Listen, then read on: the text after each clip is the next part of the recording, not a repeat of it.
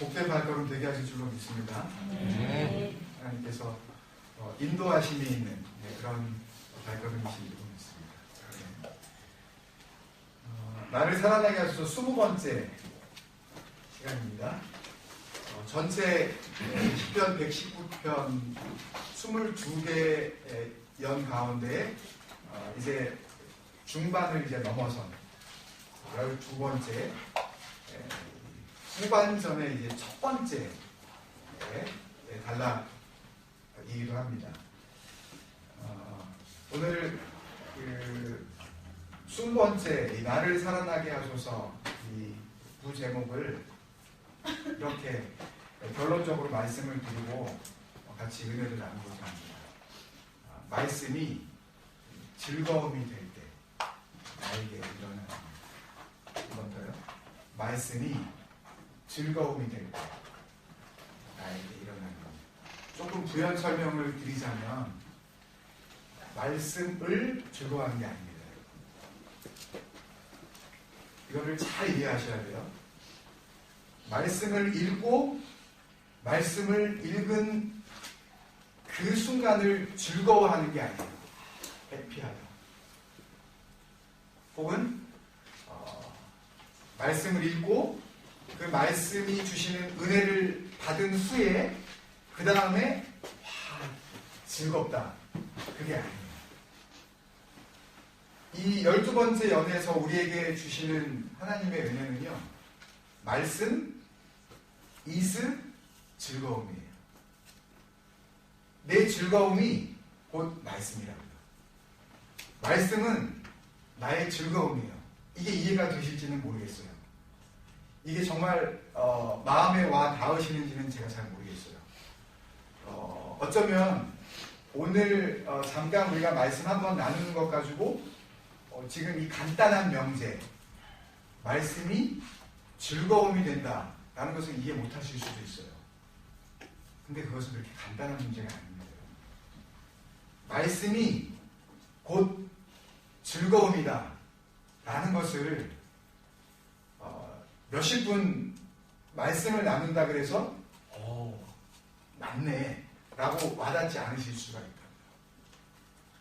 오늘은 이 12번째 연을 통해서 하나님께서 우리에게 문제 제기를 하신다고 생각을 하시는데 우리에게 질문하시는 거예요. 오늘 찬양 세 번째 찬양을 할 때에 그런 질문이 있었죠. 두 번째 찬양 주의 보좌로 나아갈 때 어떻게 나아가야 할까? 이게 스스로 우리에게 질문하는 거죠. 주님 앞에 나아가는데 어떻게 나아갈까? 그리고 거기에 대한 답을 또 찬양 가운데 고백하면서 또 스스로 발견한 것을 선포하게 되어지는 찬양 아닙니까? 그죠? 주님 앞에 나아갈 때 어떻게 나아가야 될까? 마치 오늘 이 짧은 명제, 말씀이 즐거움이 될 때 나에게 일어나는 일이라는 것은 정말 여러분들이 기억하셔야 되는 명제예요. 내 삶 가운데에 또 우리 가정 가운데에 또 여러분들의 인생을 쭉 두고 봤을 때에 그리고 앞으로 살아갈 날들에 대한 어떤 미래지향적인 생각을 했을 때에도 오늘 이 말씀은 우리에게 너무너무 소중합니다. 사실은 지난주에 그것에 대한 맛을 우리에게 보게 하셨어요. 11번째 연을 통해서. 11번째 연 주제가 뭐였죠? 그건 좀 보셔야 됩니까? 간단한 거를. 네.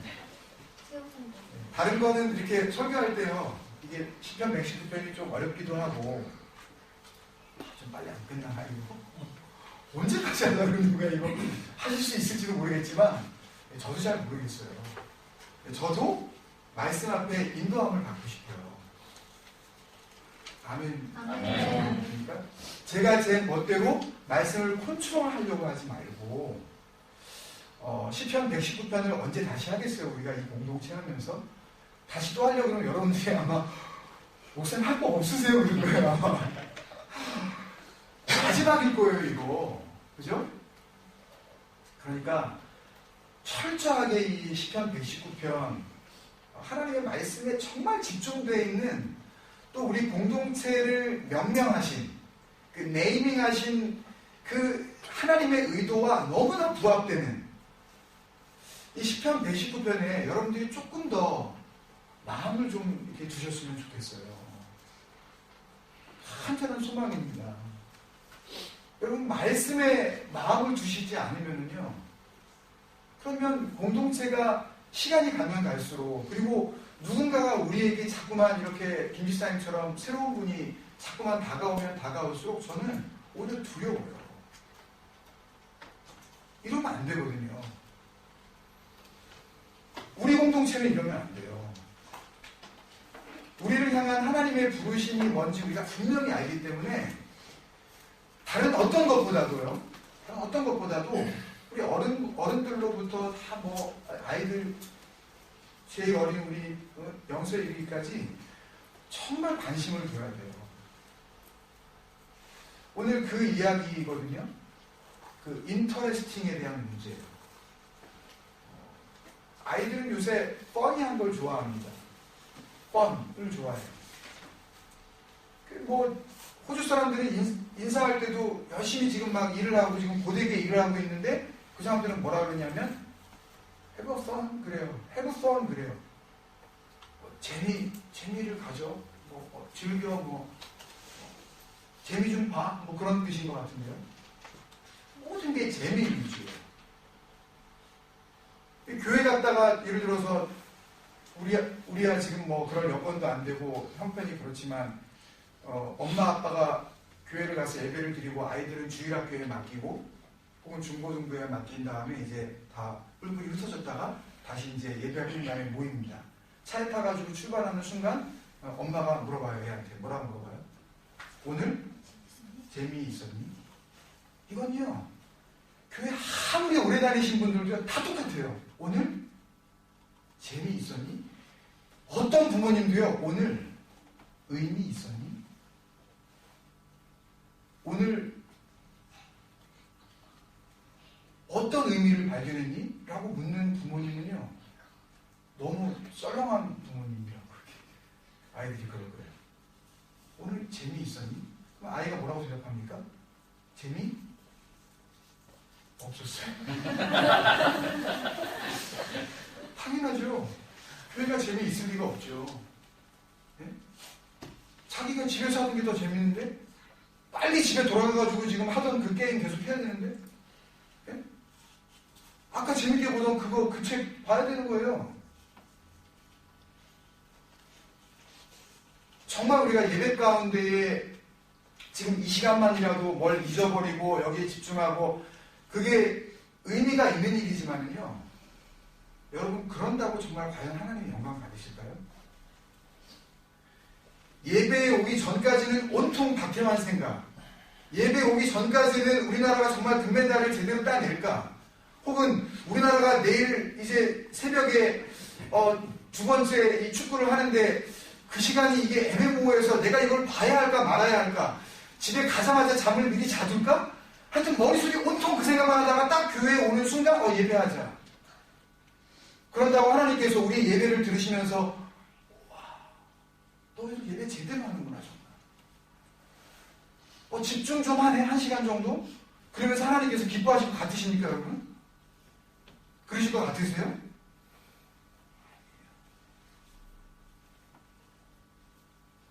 절대 그렇지 않습니다 여러분.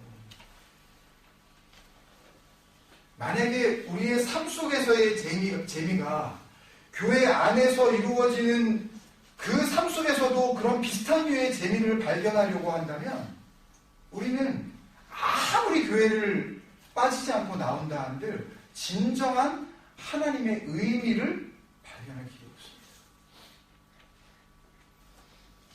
재미가 없거든요. 더욱이나 저 같은 목사 재미기나 합니까? 설교할 때 뭐 유머를 쓰기로 해요. 뭐 그럴듯한 예화를 들어서 막 이것저것 막 이렇게 사람들을 귀 솔깃하게 막 하게 합니까? 그냥 말씀 가지고 딱딱하게 막 야단치듯이 소리 지르면서 뭔 재미가 있겠습니까? 교회 나오면서. 아이들이 교회 가기 싫어하는 거죠. 그럴 때 부모님이 이야기합니다. 그래? 내가 들어도 재미없다. 넌 집에 있어. 여러분, 재미는 우리를 살리지 못합니다. 재미는요, 우리를 진정한 복된 삶으로 인도하지 못해요. 참된 행복은 재미 속에서 발견되지 않습니다. 오늘 이 12번째 연을 통해서 하나님께서 우리에게 주신 말씀, 그 주제가 말씀이 즐거움이 될 때 나에게 일어나는 일. 그 답은요, 오늘 본문 94절에 나와 있는 것처럼 내가 누구의 것인지 알게 됩니다. 말씀이 즐거움이 될 때 나는 주님의 것이 될 줄로 믿습니다. 말씀이 나의 즐거움.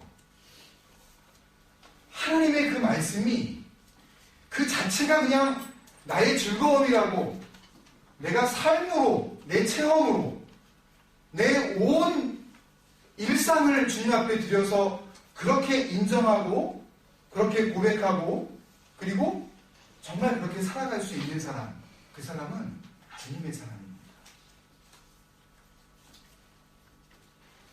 지금 이 땅 가운데에 우리가 살아가면서 말씀이 곧 나의 즐거움이 될 때, 이 땅에서만 우리가 그 즐거움을 즐거움으로 누리는 것이 아니라 영원한 나라 속에서 주님이 주시는 즐거움과 함께하게 됩니다.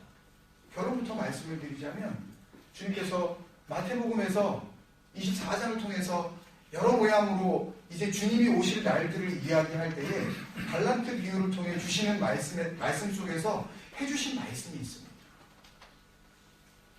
하나님께서 길을 떠나며 그 주인 되신 분이 누군가에게, 종들에게 나누어준 그 달란트를 가지고 열심히 풍성한 열매를 맺은 자들에게 주인이 돌아와 하는 말씀이 있어요.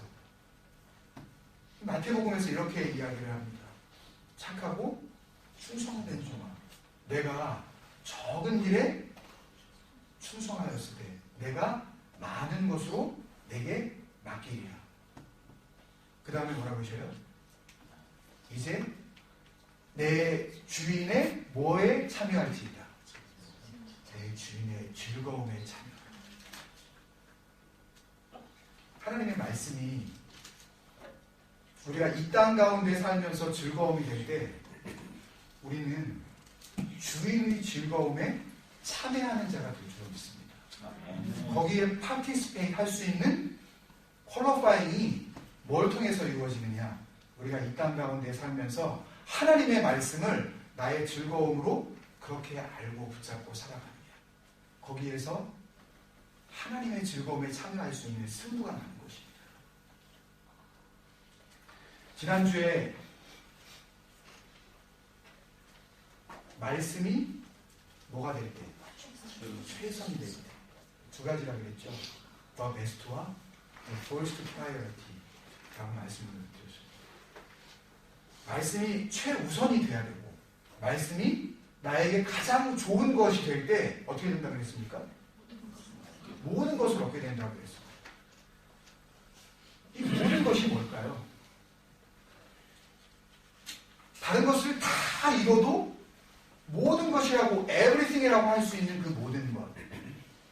심지어는 우리의 생명조차 우리가 보장받을 수 없는 그런 고난 가운데 있을 때에, 아까 인도하신 지사님께서 말씀하신 그 이름 모를 병 가운데 이제 태어나봤자 곧 죽게 될 그 아이를 바라보는 그 신실한 믿음의 그 장애인 부부들이 생각하는 모든 것은 과연 뭘까?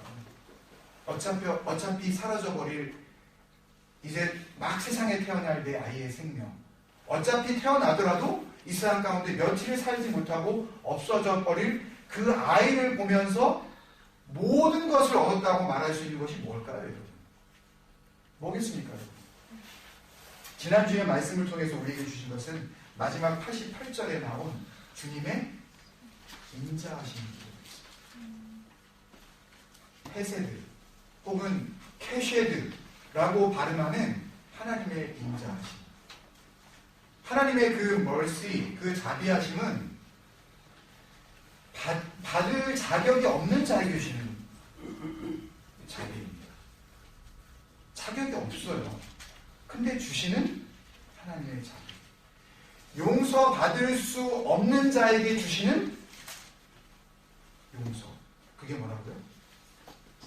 그게 주의 인자하심. 그게 헤세드입니다.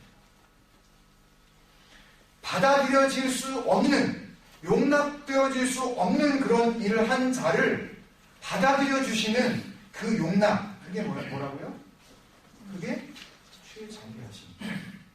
헤세드입니다.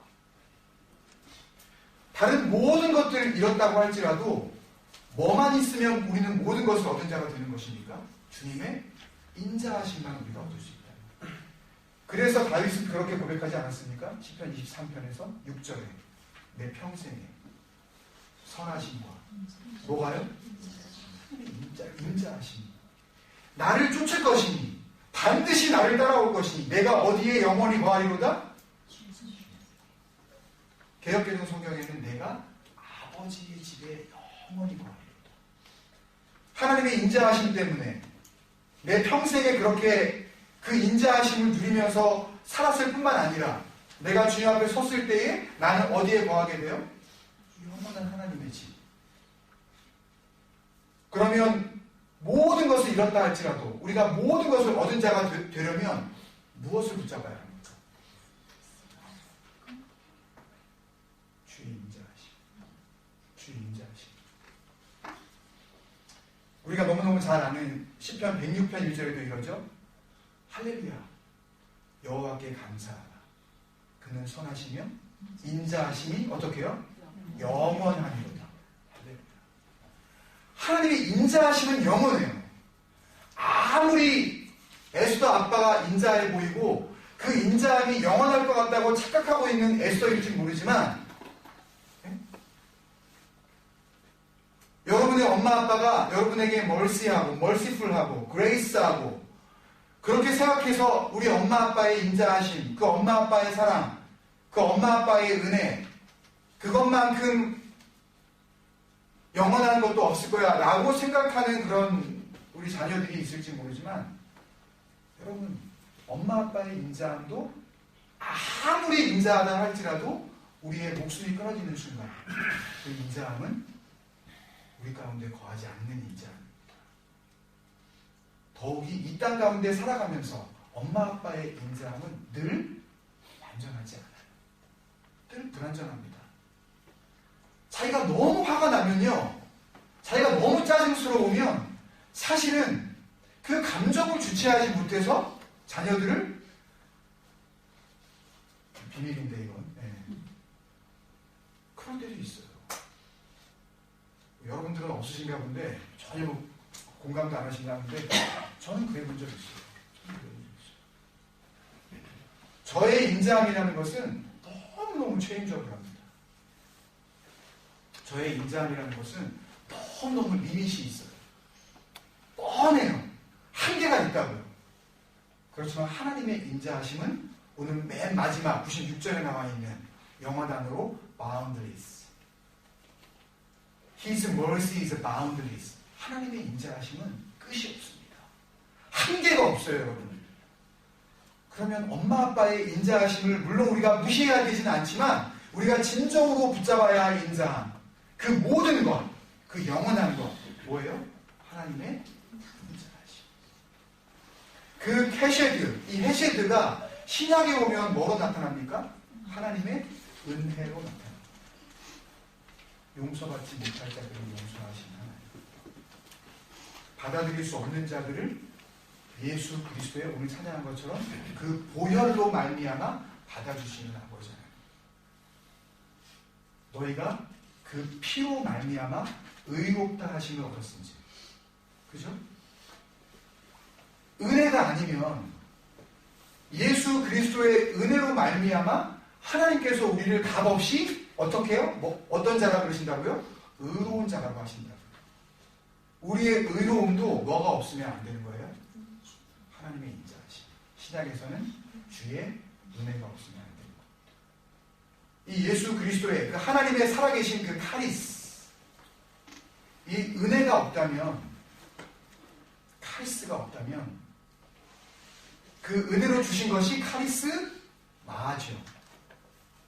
고린도 전서에서 이야기하고 있는 수많은 하나님의 은사, 이것들이 받지 못할 자에게 도저히 그것을 받을 수 있는 자격이 없는 그런 상황임에도 불구하고 주시는 그 선물이 카리스마입니다. 하나님이 은혜로 주시는 거예요. 값없이 받는 거라고요. 내가 뭘 잘해서 주신 게 아니에요. 그것을 통하여서, 카리스마를 통하여서 하나님께서 뭘 받으시려고, 영광 받으시려고 빌려주시는 것 뿐이라고요. 내가 그 은사의 주인이라고 착각하는 순간 그 은사를 통하여 자기 자신을 찌를 뿐만 아니라 남까지도 해칠 수 있는 흉기가 되는 것입니다. 그래서 사랑을 강조한 거예요. 그러니 오늘 고린도전서 15장에서도 그것을 분명히 깨달은 사도 바울이 고백하지 않습니까? 만삭되지 못한 자 같은 사람이었다. 내가 얼마나 부족한 자였는지 아느냐. 사도로 불릴 수 있는 그런 자격이 나에게는 전혀 없다. 그러나 내가 나 된 것은 뭐로 말미암아 된 것이다? 하나님의 은혜로 말미암아 된 것이다. 할렐루야. 하나님의 은혜가 없으면요, 여러분이 많이 얻은 것 같지만 아무것도 얻지 못하는 그런 사람이 있을 수 있습니다. 하나님의 은혜 속에서 살아가지 않으면요, 우리가 모든 것을 누리고 있는다 할지라도 우리는 아무것도 누리고 있지 못하는 사람이나 마찬가지입니다. 혹 우리 삶 가운데 내가 내세울 것은 없고 별로 가진 것은 없고 우리 아이들에게 물려줄 눈에 보이는 어떤 물질적인 것들은 없다 할지라도 우리가 모든 것을 누리며 모든 것을 소유하고 그 모든 것을 영원히 소유할 수 있는 유일한 길은 주의 은혜. 그 하나님의 은혜가 아니면 우리는 아무것도 아닌 것을 우리는 기억을 해야 되지 않겠습니까? 그런데 그 인자하심, 그 영원하신 주의 은혜, 그것을 어디에서만 발견할 수가 있다고요? 하나님의 말씀을 통해서만 발견할 수 있는 거죠. 그 말씀이 나에게 차선책이 되거나 그 말씀이 여러 가지 나의 초이스 중에 한 가지 선택할 수 있는 그냥 옵셔널한 그런 것이 아니라 말씀이 뭐가 될 때, 그 말씀이 최선이 될 때, 내 아이가 내 눈앞에서 이름 모를 병으로 고통받고 있을지라도 내 가슴은 찢어지게 아프지만 하나님 앞에서 나는 모든 것을 얻는다고 되는 것입니다. 그 하나님께서 모두에게 알게 하시려고 감추어진 것 같지만 공개된 이 미스테리움, 이 비밀을 우리에게 맡겨주셨다는 거예요. 저와 여러분은 그 하나님의 비밀을 맡은 자로서 이 비밀을 우리 삶 가운데 간직해야 될 줄로 믿습니다.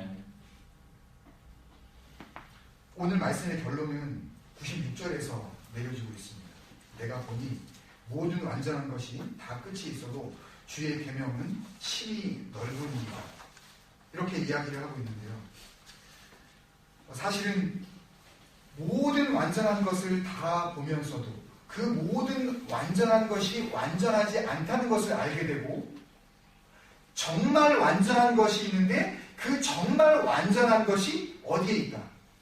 말씀에 있다는 것을 발견한 이 시인이 89절부터 95절까지 크게 두 단원으로 나누어서 이것을 고백합니다. 간단히 정리하고 말씀을 마무리하겠습니다. 특히 오늘 말씀의 주제가 말씀이 즐거움이 될 때 나에게 일어나는 일이기 때문에 설교가 길어지면 그렇게 즐겁지 않습니다. 그렇게 즐겁지 않아요. 아무리 재밌어도 아무리 장 무슨 목사님 무슨 김 무슨 목사님처럼 거의 개그맨 수준으로 이렇게 하더라도요, 이게 한 1시간 넘어가고 그러면 사실은 즐겁지는 않습니다. 아멘이십니까? 그렇기 때문에 오늘 말씀을 통해서 우리에게 질문하시고 그 질문에 우리 스스로의 답변을 기다리시는 하나님께서 오늘 이 12번째 연 89절부터 96절까지 우리에게 이 말씀을 통해서 한번 너희도 너희 생각을 정리해보라고 안내하시는 귀한 말씀의 지침서를 우리에게 주셨다고 우리가 믿고, 제가 여러 말로 여러분들을 권면하는 것보다 여러분들이 한번 이 말씀을 더 깊이 생각하면서 주님께서 나에게 물으시는 질문 앞에 말씀이 아닌 내 입술로 주님 앞에 대답할 수 있는 우리의 신앙 고백이 한 주간의 삶 가운데 고백되어졌으면 참 좋겠습니다. 89절부터 91절까지는 하나님의 말씀이 얼마나 확실하고, 하나님의 말씀이 얼마나 안전하며, 하나님의 말씀이 얼마나 분명한지 고백을 하고 있습니다. 그것을 이 세상의 물리적인 법칙을 통하여서 하나님의 말씀과 연결시키고 있어요. 89절에는 하늘을 바라봅니다. 자기가 태어났을 때부터 그 고난 가운데에 힘들어하는 그 상황 속에서도 하늘은 어떻게 서 있는 거예요? 하늘은 늘 푸른 거예요. 하늘은 변치 않는 거예요. 또 내가 고난 가운데에서 정말 사경에 헤매이고 있을 때에도 땅은 언제나 항상 그 자리에 있는 거예요. 제가 어저께 차를 타고 이렇게 지나가면서 비가 막 내리고 많이 추웠잖아요.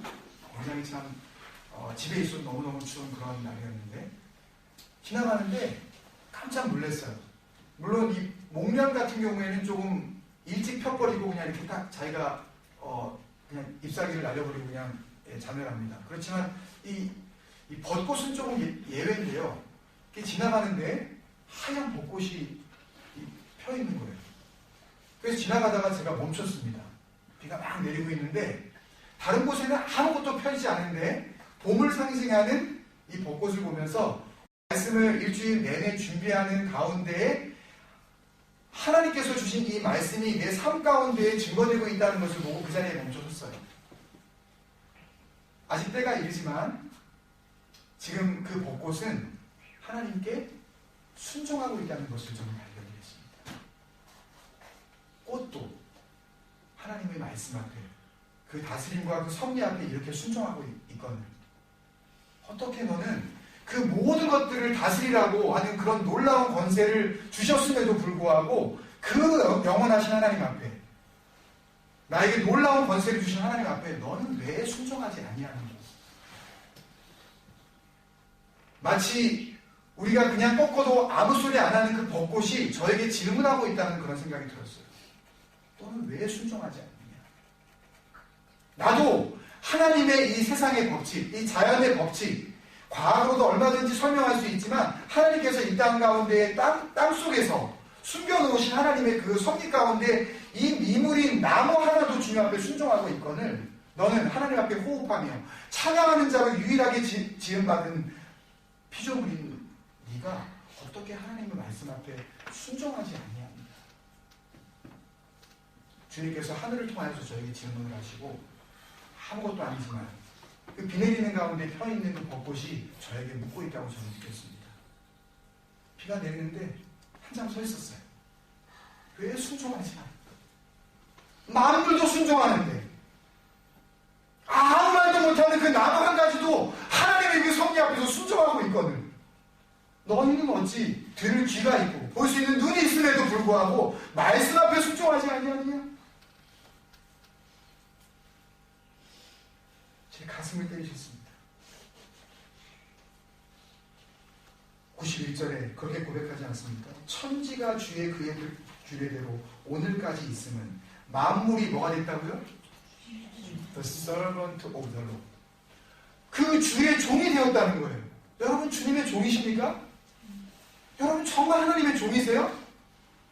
만물도 순종합니다. 하나님이 피라고 하는 그때, 하나님이 잎사귀를 뻘구라고 하는 그때, 하나님께서 모든 잎사귀마저 다 사라지고 앙상한 가지만 남기라고 하는 그때 만물은 순종합니다. 바람이 어디로 와서 어디로 부는지 모르지만 그 바람을 일으키시는 하나님 앞에 순종한 것이며 비가 어느 곳에서 불어와서 어느 곳에 내리고 어느 곳으로 사라지는지 우리는 알지 못하지만 하늘에서 내리는 그 비도 눈도 바람도 하나님의 움직이심 앞에 절대 순종하는 것 아니겠습니까? 시인은 발견합니다. 등을 들어 하늘을 바라보고 눈을 내려 땅을 바라보며 그 땅 가운데 있는 모든 만물을 볼 때 모두가 다 하나님 앞에 순종하고 있거든. 왜 나는 이 땅 가운데 그 모든 것을 보였음에도 불구하고 나는 순종하지 아니하냐? 주님 앞에 섰을 때에 우리가 뭐라고 변명하겠습니까? 그리고 자기의 삶으로 돌아옵니다. 92절부터 주의 법이 나의 즐거움이 되지 않았다면 내가 고난 속에서 죽어버렸을 겁니다. 지금 이 이야기를 사람과 하나님 앞에 고백하고 있지 않습니까? 93절에 내가 주의 법도들을 영원히 잊지 아니했기 때문에 주께서 이것들 때문에 뭐 때문에? 내가 하나님의 말씀을 영원히 잊지 않았기 때문에 영원히 잊지 않았다는 이 말씀은요, 말씀이 나의 최선이 되었기 때문에 하나님께서 나를 살려주실 것입니다. 여러분, 여러 선택 가운데 단 한 가지, 일단은 내 방법대로 한번 해보고 그래서 안 되면 일단 주님 앞에 무릎도 꿇어보고 이런 식으로 하나님을 마치 내 삶의 필요를 위한 어떤 조건으로 생각하고 취사 선택하려고 하는 사람에게는 살아나는 역사가 일어나지 않습니다. 여러분, 어떤 상황 가운데에서도 아버지 하나님 주신께서 주신 그 말씀이 나의 최선입니다. 그것이 나의 유일한 선택입니다. 이 말씀이 아니면 내가 어떤 것도 즐거움으로 삼지 않겠습니다. 삶을 통하여서 이렇게 주님 앞에 증거하는 자에게 주시는 능력, 사랑입니다. 진정한 부흥이에요. 여러분, 절대 저에게 다른 것을 요구하지 마십시오. 우리 교회가 뭘 이걸 해서 부흥을 시키고 뭐 이런 프로그램을 해서, 저는요 하나님 앞에 약속한 것이 있습니다.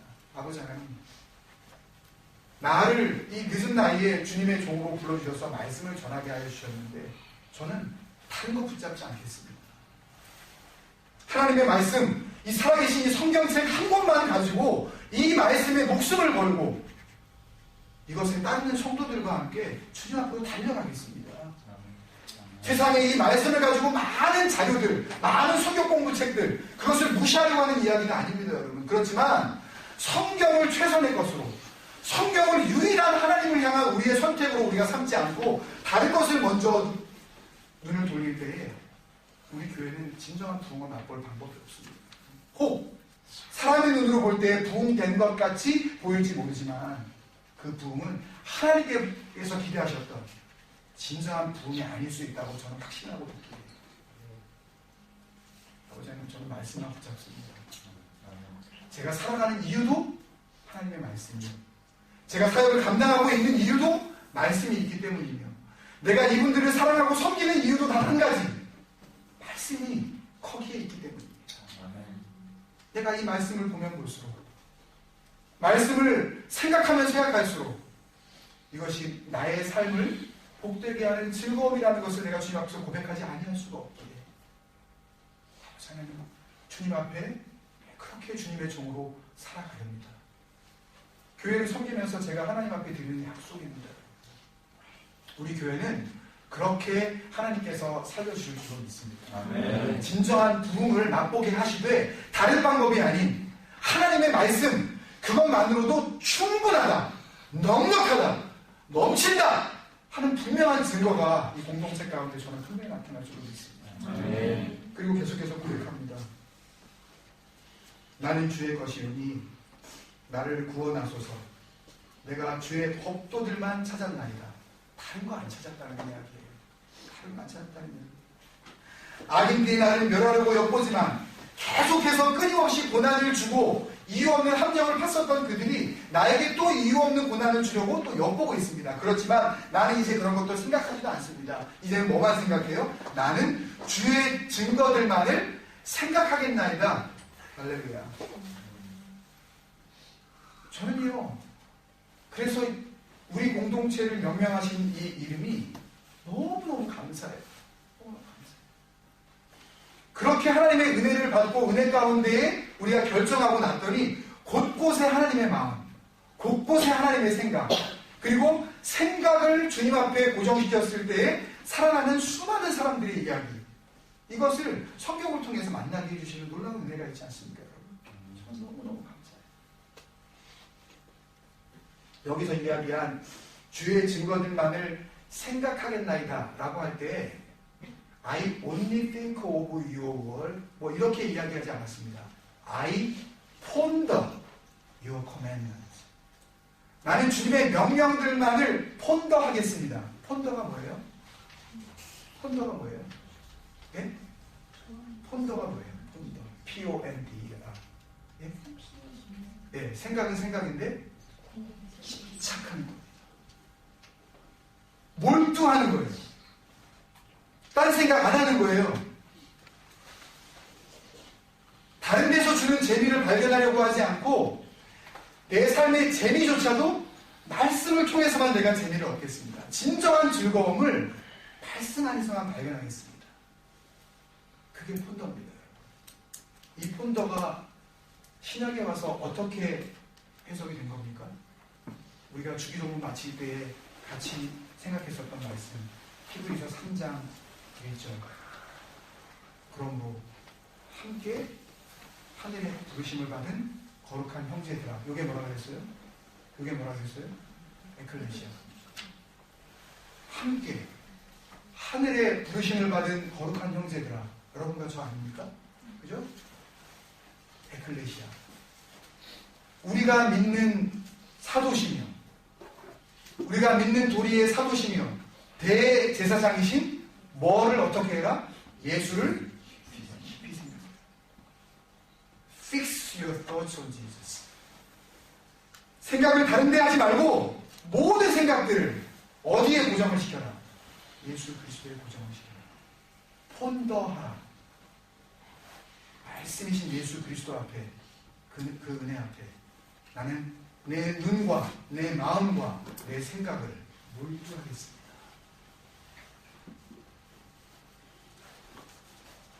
한 가지 말씀을 드리고 말씀을 마치겠습니다. 예전에 본 그 동영상이 이렇게 생각이 났습니다. 한국에서 이 뉴스, 예를 들면 뭐 그것이 알고 싶다 뭐 이런 류의 어떤 이렇게 현장에 가서 이렇게 사실들을 발견하고 리포트하는 그런 내용이었던 걸로 기억이 나는데, 제 기억으로는 청주인가 어디에 있는 그 중학교 졸업식 날 이제 기자가 그 현장에 간 겁니다. 계속해서 그런 일들이 매년 벌어지고 있다는 그런 제보를 받고, 이제 시내에 갔는데 졸업식이 이제 끝난 다음에 갑자기 엉뚱한 장면이 이제 막 나타난 거예요. 보통 한국 졸업식은 거의 다 2월에 하지 않습니까? 아직도 굉장히 춥거든요, 2월이면. 근데 2월에 이 한 중학생, 차례 한번 고등학생 될까 말까한 이 남자애들이 이 속옷만 입고, 그러니까 쉽게 얘기해서 이 팬티 하나만 입고 막 거리를 뛰어다니는 겁니다. 무리를 지어서 막 애들이 막 뛰어다니는 거예요. 결국은 이 제보가 들어온 겁니다. 그러니까 졸업식 날이 되면 중학교를 아이들이 졸업을 할 때 졸업식이 끝나고 나서 뭘 찢어요? 자기가 입고 있었던 교복을 찢은 다음에 그 옷을 갖다가 던져버리고, 그리고 팬티 하나만 남겨놓은 상태에서 뭘 뒤집었어요? 밀가루를 확 뒤집었습니다. 그리고 나서 거기서 그냥 끝내고 다시 옷 입고 집에 가는 것이 아니라 그 상태에서 그 엉덩선을 아직도 영화권에 있는 그 상태에서 아이들이 대로변으로 뛰어나오는 거예요. 수백 명의 아이들이, 중학교 남자아이들이 팬티만 입고 뛰어나왔다고 생각해 보십시오. 여름이라면 애들이 좀 많이 더웠나? 뭐 성급한 마음에 그냥 뭐 수영장 가려고 아예 그냥 수영복을 입고 뭐 이렇게 생각할 수도 있지만 2월이에요. 2월. 여름에 막 아이들이 막 수백 명이 막 뛰어다니는 겁니다. 그거 촬영한 거예요, 기자가. 경찰차가 출동을 했습니다. 이제 경범죄가 적용이 되기 때문에 다 이렇게 너무 많이 노출을 해서 경찰차들이 그 아이들을 쫓으려고 하는데 이 아이들이 얼마나 잽싼지 경찰차가 이렇게 몇 대가 출동이 됐는지 모르는데 못 잡는 거예요, 얘네들을. 막 골목골목으로 가버리고 뭐 차가 못 들어오는 곳으로 막 그냥 뛰어가버리고 막 담을 넘어가 버리고 막 이러니까 잡지를 못하는 거예요. 그러다가 경찰이 막 사방으로 에워싸고 그래서 마치 완전히 무슨 뭐 대단한 범죄자를 잡듯이 그렇게 해서 아이들을 잡았습니다. 그래서 차에다가 다 태우는 거예요. 왜냐하면 벗고 있으니까. 그러니까 뭐 처벌을 하든 그걸 떠나서 일단 춥고 옷을 입혀야 되겠으니까 다 차에다 집어넣는 겁니다. 그때 이 현장을 취재했었던 기자가 가서 그 아이에게 질문합니다. 왜 들리네요? 왜 이러시는 거예요? 왜 이렇게 벗고 뛰었어요? 춥지 않아요? 왜 이렇게 하는 거예요? 그때 걔네들이 뭐라고 했는지 아십니까? 재밌잖아. 재밌잖아.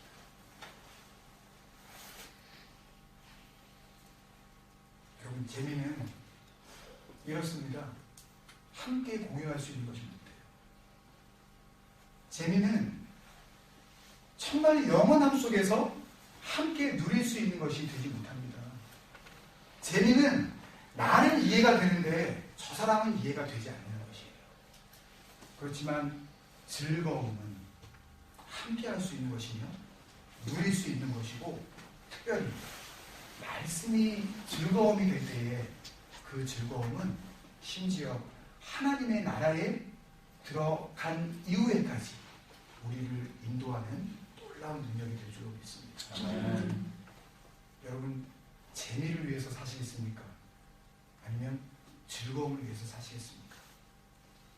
혹 우리 교회가 더 사람이 많아지고 또 사역자가 늘어서 주일학교가 생기고 중고등부가 생긴다 하더라도 오늘 이 말씀을 여러분들 기억해 주셔서 주일학교 끝나고 나온 아이들과 집에 돌아가실 때 얘들아 재미있었니? 그렇게 묻지 마시고 얘들아 즐거웠니? 이렇게 물을 수 있는 그때 부모님들 되시길 주님의 이름으로 축원합니다. 아멘.